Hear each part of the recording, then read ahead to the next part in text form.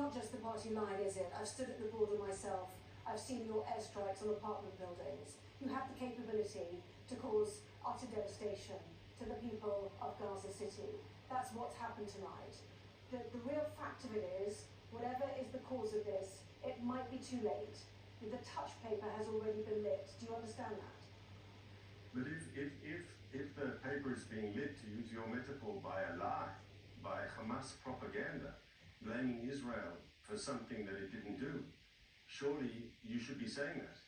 And we should be trying to make the world understand that Hamas, which has no qualms about killing brutally innocent Israelis, has few qualms about lying.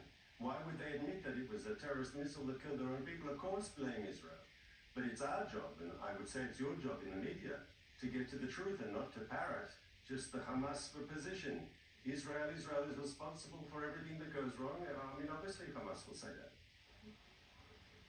But how quickly can you prove that it wasn't you if it wasn't? The point is that people in places like Ramallah, in fact across the Middle East, will blame Israel, and therefore, I put it to you, that your proof may come too late. That's possible. I mean, there are people across the entire Middle East who are willing to believe the worst things about Israel and about Jews. They have all sorts of stereotypes, yes, but surely responsible people must hold off judgment until the facts are in, and I urge you to do the same. Even before this incident, we heard from the World Health Organization today that 2,800 people in Gaza had lost their lives, 11,000 had been injured. Those weren't all misfired rockets. You know, you are causing civilian deaths in Gaza, and many will now say that after this, enough is enough. So, first of all, I know there's a tragedy unfolding in Gaza. This is a war that has taken too many lives on our side. But those numbers you quote, they stem from the Hamas-controlled Ministry of Health in Gaza. That's where those numbers come from.